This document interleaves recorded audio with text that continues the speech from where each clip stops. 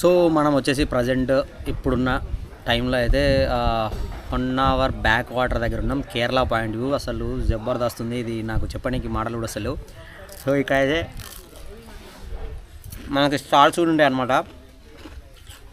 So నాతో పాటు వచ్చిన వాళ్ళు ఇద్దరు పకోడా తీసుకున్నారు. అవి నాకు కొంచెం అంత ఆఫర్ చేశారు.